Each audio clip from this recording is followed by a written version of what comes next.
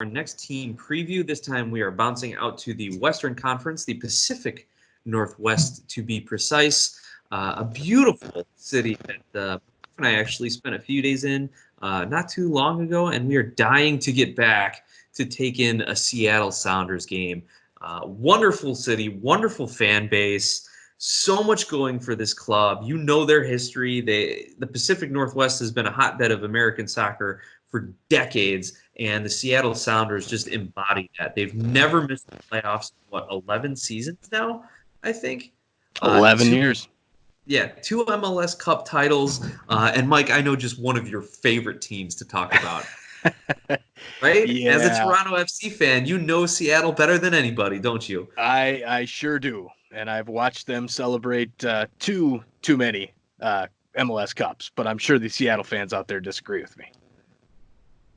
I'm sure they do. We've got a couple listeners out in Seattle as well. So shout out to everyone in Seattle. Let us know your thoughts. Again, you can find us on Twitter at SOP Soccer, on Facebook at Sons of a Pitch Soccer, or on YouTube, Sons of a Pitch Soccer. Search for us there. And you can even email us, podcast at sonsofapitchsoccer.com. So we want to hear from you, Seattle fans, what you think is going to go on this year. We're going to break it down here again, starting off with some players in. Who is moving into Seattle this season? We've got goalkeeper Stephen Cleveland, who came in from Chicago. And being from the Chicago area, we know this is just a depth move. I don't think this guy is going to be a starting goalkeeper for Seattle anytime soon or anytime later, to be perfectly honest. This is not their goalkeeper of the future. They've brought in defender Shane O'Neill on a free transfer. They brought in midfielder João Paulo from Botafogo. Now, Mike, you got to read up a little bit on João Paulo. What did you find out about him? Yeah, so Botafogo, his club there in Brazil, apparently they just missed the relegation. So like they just were, I think it was like the fourth from the bottom. So they didn't actually go down to Serie B, but that left them strapped for cash. So they were trying to make some moves and get some money, and that turned out to be João Paulo is their most sellable asset. So they sold him to Seattle, and he's more of a central defensive midfielder that he'll play up the field more than your traditional CDMs. So kind of an interesting note there for him. He'll probably be back there with Svensson and move Roldan up to the wing, and kind of experiment with that a little bit and see how that goes. And who knows, maybe they'll switch back at some point. But as of right this second, it looks like he'll be moving up to or having Roldan move up to the wing so that João Paulo can play that more central defensive midfielder role with Svensson. And for those of you who don't know, Botafogo is a Brazilian club team. So club that's probably had a pretty big history, but like Mike said, recently just missed out on relegation. So looking to rebuild down there. The Seattle Sounders also bring in defender Yaimer Gomez Andrade as a transfer from Union de Santa Fe. He is a Colombian center back, and Union de Santa Fe is a top flight club down in the Argentinian league. He has a $3.85 million value on the website transfer market, which has been pretty good, at least relative amongst players. So someone who is going to step into a very big role in the MLS, that $3 to $4 million transfer fee. So he looks to be a very strong signing, someone that they need to fill in for the various defensive holes that Seattle has found themselves in this offseason. Kim Ki-hee is gone. Roman Torres is gone. Chad Marshall retired. So they're down a number of key defenders, and hopefully Andrade can step in and take that mantle of being one of these great Seattle Sounders defenders. So, Mike, if there's anything else you know about Andrade, let us know. And then why don't you tell us about some of the players that Seattle will be missing? Yeah, so I'm really impressed with that signing. I think it'll turn out to be a really good signing, Yaimer Gomez Andrade. I think just the fact that a defender that has the size and skill level that he seems to have, at least from the videos that I've seen of him, to play in that league like Argentina, there's so many really good strikers and midfielders that so that experience is going to be great, especially coming into MLS. So I really like that signing. Some of the players out, you got Brian Meredith was selected in the expansion draft, Jonathan Campbell, Saad Abdul Salam, Roman Torres, Victor Rodriguez, Alex Roldan, Luis Silva, all had their options declined. Kim Keehee was out of contract, as well as Brad Smith, and Emmanuel Chechny was loaned to Union de Santa Fe. So really the big ones off of this list is, as you mentioned, the center backs for sure, as well. Brad Smith, that one's an interesting move as well. He's been kind of their main guy back in that position for the last few seasons. So interesting moves along the back line, kind of rebuilding that back line. Yeah, it almost makes you wonder if they're going to go a little more offensive minded. You know how they say the best defense is a good offense. So to try and keep up with some of the new, if people are calling it MLS 4.0, or the very latest, trend in attacking soccer that is being played in the MLS. So maybe that's the João Paulo signing and kind of moving around some salary out of the back line there. Of note, though, Roman Torres did get picked up by Inter Miami, so you still get to see him play. You'll still get to see the haircut. You'll still get to see the crushing tackles, but he'll just be doing it in South Beach. Well, actually, Fort Lauderdale. Yeah, memory serves me right. Yeah. So those are the players out for Seattle. And as we continue our review, there are 3 DPs, people that you have come to love and know, especially you, Mike. Nico Ladero, Raul Ruidiaz, and then the new signing, João Paulo. So what do we know about Ladero and Ruidiaz? And Mike, what have you gotten to have your heart broken by these guys play? Yeah, they're really good. Nico Ladero is probably one of the best number 10s in the league, if not the best. Raul Ruidiaz, the guy's a killer, man. I mean, he poaches goals left and right. The guy, he doesn't make it look pretty. It's not like Brazilian tiki-taka, wonderful stuff. The guy scores goals. He gets in the right positions. He knows where the ball's going to be, and he smashes them home, and he scores. So we really know what we're getting from those two guys. And really the only question mark along the DPs is João Paulo, and that's because we haven't seen him play in MLS yet. So overall, I think they're set with those DPs. Nico Ladero is one of the best players in the league. He's in that MVP conversation every single year. And I think he's going to continue to get better. I mean, he kind of has that like midfield maestro where he's the more experience he has in this league, the better he's going to get. So those are my thoughts on the DPs. It's funny, listeners and YouTube viewers. Like, I'm looking at the notes that Mike put together, and when he just put for Ladero and Ruidiaz was just, yeah, they're really good. Like, that was his notes as we were preparing for this episode. But they're not bad notes, Mike. You're spot on. Interesting about Ladero, like, he's 30 years old and he's still getting called up to the Uruguayan national team. You would think that down in Uruguay, they've got a bunch of young players chomping at the bit, guys that they want to bring up and expose to the international game. But Ladero keeps getting these call-ups, so you know the quality of player that he is. And as far as Ruidiaz, I disagree that he's a poacher. He does poach his goals, but he can also strike from 20 yards out. He can do it all. He can score in any number of manner in any position around the field. So yeah, he does his fair share of poaching, but I wouldn't qualify him as a poacher. I think they were calling him the assassin last season or something like that, and that's an appropriate name because he can strike from anywhere within that offensive third. You're right about João Paulo. We don't know much about him. He's put up some solid numbers in the Brazilian top flight, but it's a big adjustment going to the MLS. We know the travel schedule is different. We know just the style of play is a little different. The rosters are made up differently because of the salary cap restrictions. He's not playing with the same caliber of players around him as he's used to in these South American top flight teams. But he's going to get exposed to some top flight competition, at least in the Champions League coming up for Seattle. So we'll see how he does. hopefully the new CBA with the chartered flights make it a little bit of a smoother transition for João Paulo to come up to the U.S. Now, Mike, you put Rui Diaz as your most important player for Seattle. Explain that. What made you pick him? I think he is going to be their most important player, but let's hear why.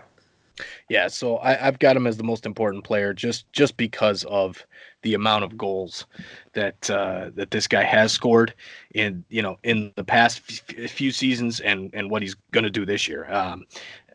Nico Ladero kind of is the glue and disperses the ball well to him, and is definitely very, very important. Don't get me wrong, but Rui Diaz, if he's not scoring goals, they're a little bit weak as far as striker depth goes. Yeah, they've got Morris, but he's not really a striker. He's going to be more of a winger, midfield/winger.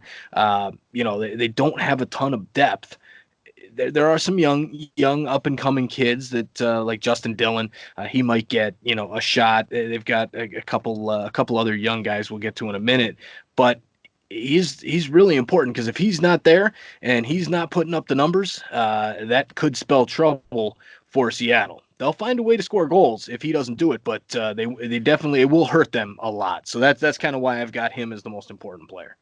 Absolutely. In the Western Conference, when you've got teams like LAFC, LA Galaxy, Dallas, teams who can just put up numbers of goals against you, who don't need to play defense because they'll just outscore you, 5-3 or something like that. Goal scoring is going to be key for the Seattle team.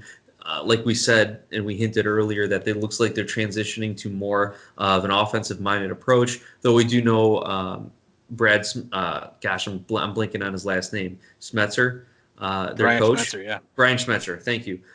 He kind of gives a lot of freedom to his players. He kind of gives them some parameters of tactics and system, and then the players are free to play within that.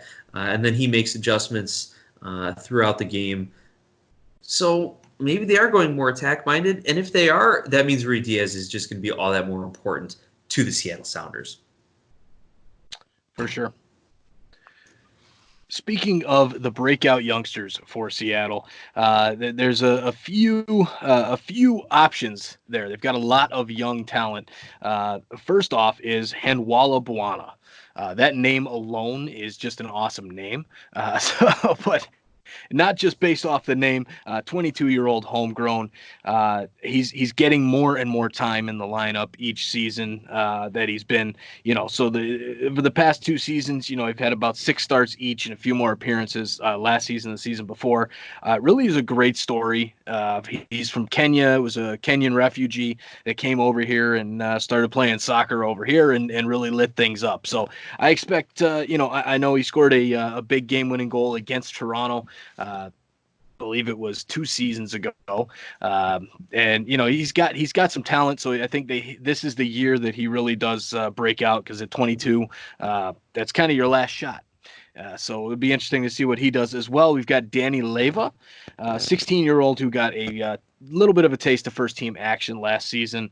2 previous years with Sounders 2 and Tacoma Defiance, which are the same team technically, S2 morphed into Tacoma Defiance. He's got time with U15 and U16 youth national team for the United States. So this is another kid that was really spoken highly of on Reddit when we were talking about who's going to be the next breakout youngsters for the Sounders this season. And then there were a couple honorable mentions. So Nick, why don't you tell us about those guys? Sure. You already mentioned Justin Dillon, a guy who could be similar to a Will Bruin type, get a few minutes behind Rui Diaz, maybe fill in as a depth player, because Seattle is going to be playing a lot of soccer games this season with Champions League, MLS Cup aspirations, U.S. Open Cup aspirations, and all of that. Shandon Hopaiao, and I'm pretty sure you gave me this section just so you could hear me try to pronounce his last name. How'd you know? Just a hunch, Mike, just a hunch. We've been doing this for a little while. So he is someone that the fans are really high on. Played with the Tacoma Defiance. And first of all, let me just say, the Tacoma Defiance probably has one of the coolest logos in American soccer right now. It's a ship sailing into the harbor, and there's like this kraken beast-like tentacles coming up out of the water to engulf it. So it is a very cool logo, and might be on my Christmas wish list next year. So we'll see if I end up with a Tacoma jersey. Again, the fans are really high on him. He's a forward. He's got goal-scoring ability, and obviously, if he's been in the Seattle system, then he knows kind of how to. He knows what Brian Schmetzer's looking for, and as long as he keeps doing what he's doing in the system, he's going to continue to get more time with the Seattle first team, get more looks, things of that nature. So that is my take on their breakout potential youngsters here. As far as a starting 11, we know Schmetzer likes the 4-2-3-1, as a lot of teams around the world of soccer do. As far as the back line, we haven't spent really a lot of time talking about the defenders. Obviously, we all know goalie Stefan Fry. They did bring back a local name, I shouldn't say local name, former Seattle guy, Nuhu, he'll didn't probably bring him be back. He never starting. left. Oh, he He never never left? I left. thought he took like a year off or something like that. No. He was loaned out. on the bench a little bit and behind Brad Smith. Well, there you go. Well, now he is back. He left the starting lineup. Now he is back in our starting lineup. I'll say it that way. Thanks for correcting me, Mike. Nuhu, Gomez, Andrade, and Arriaga in the center, and Leerdam out on the left. That's kind of the back line. As far as the defensive midfielders, Leerdam Sao on the Paulo. right. I've got it. Leerdam's on the right and Nuhu on the left. So See, left to I'm right looking at it from on our notes. sorry, I'm looking at it from the defensive perspective, not the attacking perspective. Excuse me. And then as far as the CDMs here, the central defensive midfielders, Paulo and Svensson. Mike, tell us about the attack of Seattle and who you're projecting to start. Yeah, so I've got Jordan Morris, Nico Ladera, and then Christian Roldan, and of course Rui Diaz up front. So as I mentioned earlier, the signing of João Paulo as more of that CDM role, I think that's going to push Roldan up to the wing there. Just a quick note on the breakout youngsters there. I did give you that guy's name to pronounce. I tried to give you a little bit of a pronunciation that was at least given to me by one of the Reddit subscribers there. So Hopiao is how I'm going with that one. And he unfortunately has not quite signed a first team contract yet, but it sounds like this season he probably will get one. That's why all these fans are so high on him. But yeah, that's I think the defense is really good. They with Nuhu coming up, I think he's a good player. He's still young. You got to remember this guy was playing for Seattle a couple seasons ago, and then he kind of did fall out of favor a little bit and would come off the bench because he's got so much speed and kind of play that super sub role type of thing from the wing back position.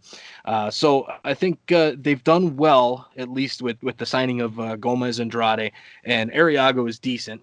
I like that back line, but I'm a little concerned as far as the depth goes, because if they lost a lot of depth with those guys that they lost this season with Roman Torres, not coming back, Kim Keehee, they don't have many guys right behind them that I think could step in and really be successful. So I think that's probably their weakest spot, but it's a good solid back line if everybody stays healthy. Morris, Ladero, Roldan, it's a great attacking midfield with Rui Diaz up front. The Sounders are going to be good. They're good every single season. I just can't see this team, missing out on the playoffs. They don't do that. They make the playoffs. They're going to be a good team. They have lots of talent, and they're going to be in that talk for another MLS Cup. So I want to talk a little bit about the predictions and ceiling and floor. That's kind of my prediction, right? I think the ceiling is this team could win the Western Conference. They're that good. As far as the floor goes, maybe 7th in the West if everything falls apart, because they make the playoffs. They don't miss. So that would be the worst case scenario for them. Nick, what are your thoughts? Yeah, it's kind of you're right. It would be really hard to say Seattle doesn't make the playoffs, and I think even putting their floor at the 7th seed is probably even a little too low of a floor for them.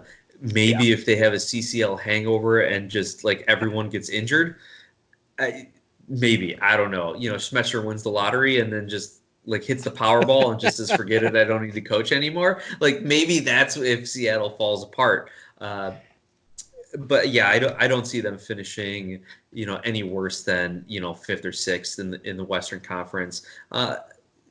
Maybe they fall a little bit, just because the defense is a little questionable at this point, and we all know how potent the offenses of the LA teams can be, and some of the Texas teams have a solid striking core. So maybe they give up in a goal scoring race, and end up finishing fourth or fifth, something like that. Worst case scenario. Best case scenario, we saw it. They win the West. They win the MLS Cup. I think that's it. I don't know if they're going to win the West. I wouldn't put money on them to win the West, but that would be the ceiling for the Seattle team. Bring home a couple trophies. They got the talent, they got the pedigree, they got the coach, they got the experience. They're bringing up some like young attacking players, so it's all there for them to put together a multiple trophy season if everything breaks the right way. And here's the funny thing: we haven't even talked about Jordan Morris yet. This guy is a staple for the United States national team. He's had some breakout games lately in Concacaf competition, albeit against lesser CONCACAF competition. Let's not think he's going to come out and be the next big thing for the United States as far as goal scoring goals. But he's got the talent. He can strike on an international level, and being able to do that and get those developmental minutes with the national team is only going to make his game in the MLS that much better. He's only going to be able to play and gel that much better with guys like Ladero and Rui Diaz and some of their defenders who have bigger, better experience. He's probably going to fit in really well with João Paulo, and that's going to be a scary thing for opposing defenders to be like, okay, who do I mark first? Who do we focus on first? Rui Diaz? Or do we focus on Ladero first? Or don't forget Jordan Morris making that deep run up the wing? Or, hey, here comes João Paulo trailing and can blast one in from 25 yards. Like, it's going to create a lot of havoc for defense, having Morris stretch things wide on the wing and still be a threat. So that's kind of my 2 cents on Jordan Morris, and kind of my last thoughts there on Seattle. All right, so let's talk a little bit about their first game. It's on February 20th against Olympia in the Concacaf Champions League. This team can make a run in the Champions League. They've already come out and said it. Schmetzer's come out and said it. We're going to play the kids in the first few games of the regular season. Their 100% focus is on CCL, and as it should be. I mean, you look at this. They got the good draw, so to say, which again doesn't really matter in a tournament like this. You're playing good teams, especially once you get into the quarterfinal, semifinal round. You're playing really good teams, but it is a good draw. They match up first against Olympia, which they should be able to take out no problem. Then they get the winner of Saprissa and Montreal. So that's a toss-up, right? We've talked about that one. So either way, Montreal or Saprissa, they could beat that team as well. Then that would set up a matchup against most likely New York City or Tigres in the semifinals. So this team could just kind of end up in the semifinals before they even get to a really tough game. And there you go. You've got anything can happen in these two-leg systems. They could beat Tigres. It could be New York City who pulled a massive upset over Tigres, and then Seattle can take out New York City because they're playing at Red Bull Arena. It's anything can happen. So they've got a good chance to make some noise in the CCL, and that I think they've got to go for it. They're doing the right thing by going for it like they say they're going to, and I'm really excited to watch these games to see what they can do, because CAF Champions League is just an awesome way to get started into the season. I mean, there's nothing better than watching these CCL games, especially when you're playing Mexican opponents and whatnot. So it should be fun. I think they could do well. But why don't you give us your thoughts on CCL and then take us home? Well, Mike, you already put out your prediction episode breaking down the bracket of CCL, so I encourage all of our listeners to go back and check that out. But you're right. The fact that they don't have to come across an MLS or Liga MX opponent until the semifinals is a really good draw. I don't want to undersell Saprissa because they do have a pretty good history in this tournament. They're one of the top Costa Rican clubs of all time. So I don't want to undersell Saprissa, but yeah, if they rout Olympia in the first round, then they could just really take it easy and have a good fresh legs against the home and Saprissa. And then again, if they're able to rout Saprissa up in Seattle, well, then they're going to be fresh and rested for that semifinal game. So they do have a good path. We know Schmetzer has been talking to all the other coaches who have had success in CCL, like all the MLS coaches. Anyone who says, well, we're just taking it lightly, we just want to, make it. No, they want to win this. MLS coaches and MLS franchises want to be the first team to win CCL. They are all talking to each other. They are all getting as much advice as they can. So this year with Atlanta and Seattle and LAFC in this tournament, like, it's going to be an excellent chance for an MLS club to win CCL. And it wouldn't surprise me one bit if it was Seattle that ended up doing that. We'll get to see them in action on February 20th at Olympia, and then we'll make sure to have more updates about Seattle and their odds after that first game. So that is our Seattle preview. Thanks for tuning into that, fans. Looking forward to your feedback on all of our social media accounts, especially.